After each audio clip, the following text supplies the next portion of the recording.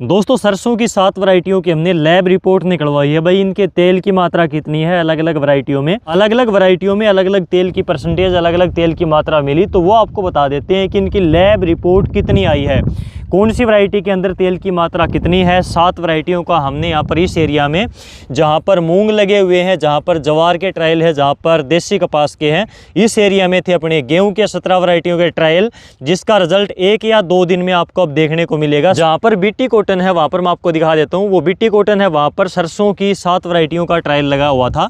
तो जिनके final result आ गए हैं, भाई कौन सी के अंदर कितनी लैब निकली है, तेल की मात्रा कितनी है, वो आपको एक बार बता देते हैं।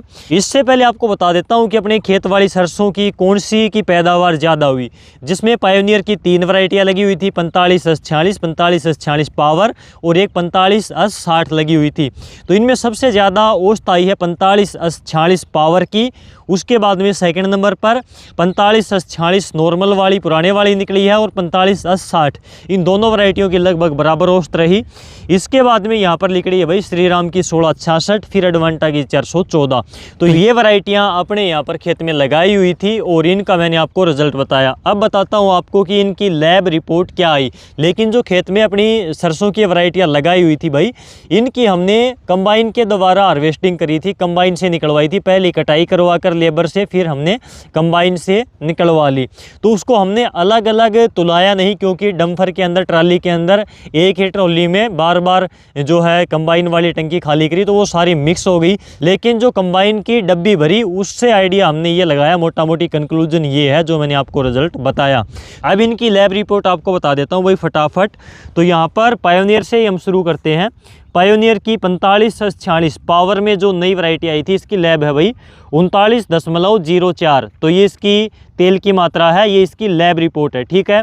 तो ये पावर वाली की लैब रिपोर्ट है भाई। इसके बाद में श्री राम की 1666 है, इसकी आपको बता देते हैं 39.50 इसकी लैब रिपोर्ट है 1666 की। इसके बाद में इससे आगे एडवांटा की 414, इसकी लैब है भाई 37.91, 37.91। तो ये इसकी लैब रिपोर्ट है एडवांटा 414 की। इसके बाद में यहाँ पर आरत 725 है, तो 725 की है भाई 37.82। तो ये इसकी लैब रिपोर्ट है भाई।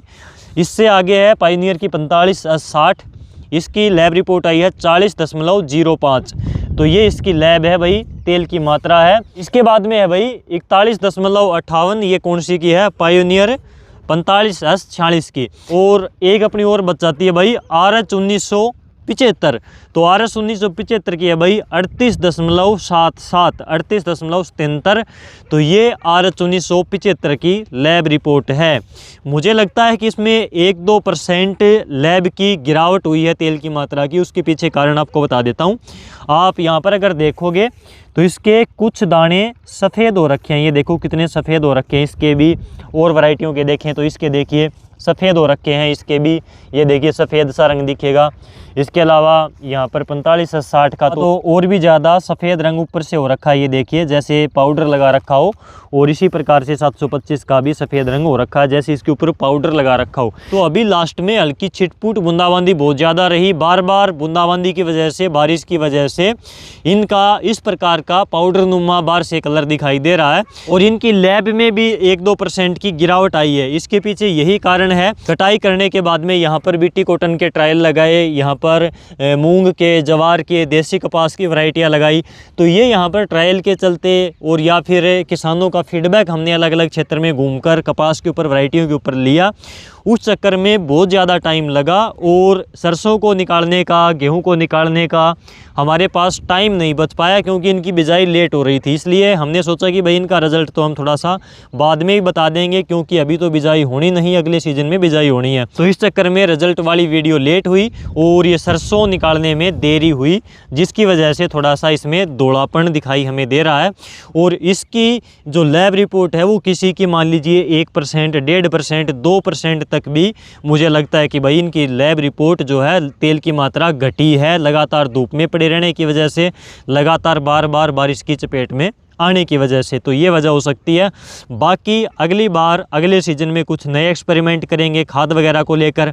जो आपने लैब की रिपोर्ट देखी अलग अलग वैरायटियों की, जो मैंने देखा कि वैरायटियों की वजह से भी लैब की रिपोर्ट 1-2%, 3-4% तक ऊपर नीचे हो सकती है। ये मान लीजिए 2 से 3% तक लैब की रिपोर्ट तेल की मात्रा कम ज़्यादा हो सकती है, इससे ज़्यादा नहीं। अगर हम ये देखें कि किसी वैरायटी की 42% है या फिर किसी दूसरी वैरायटी की उसी खेत में 25 आएगी, ऐसा नहीं है।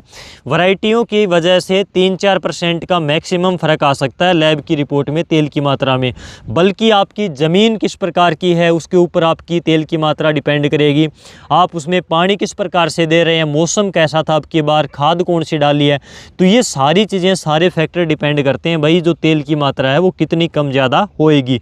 तो अकेली वैरायटी ही तेल की मात्रा को इतनी ज़्यादा कम ज़्यादा कर देगी, ऐसा नहीं होता।